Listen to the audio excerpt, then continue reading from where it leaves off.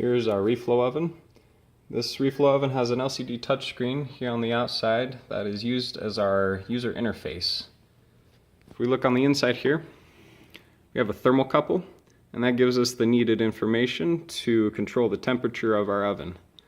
Underneath this black shell, we have a welder's blanket which insulates the oven, and then we have reflective foil here on the glass which helps further insulate the oven. The heating elements are controlled by two solid-state relays which are underneath this shell, and those relays are controlled by a ECE Launchpad microcontroller, which also controls the touchscreen and the thermocouple on the inside.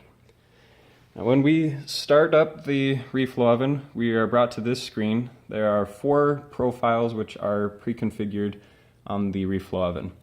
One of the profiles is used for leaded solder, 2 of the profiles are used for unleaded solder, and then there's a warm-up stage that just heats the oven to a constant temperature of 50 degrees Celsius. So when we click on one of these profiles, we're brought to a profile view screen. Now this screen gives us the individual stages of our heating profile, and each stage has a temperature and a time associated with it. Now say these temperatures and times don't match the heating profile that you need for your specific project, you can go into a stage and you can edit the time and the temperature. So I'm going to edit this here.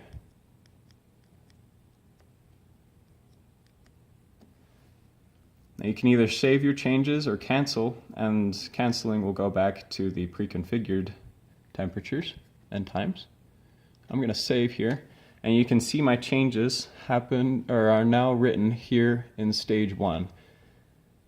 Now when we want to start the profile, we go over here and click start. This screen gives us a plot of the temperature on the inside of the oven. This is plotted in real time so that you can watch the heating profile form. We're also given the current stage, the current temperature, and the current time. Now you can see that the plot is starting to rise, which means that the heating elements are turned on. And if we look in here, you can see that those heating elements are turned on and are now warming up the oven.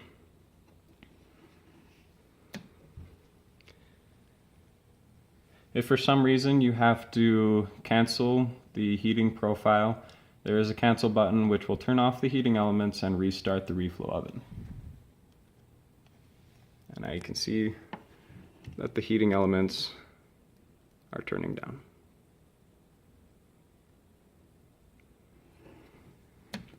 And that's our reflow oven.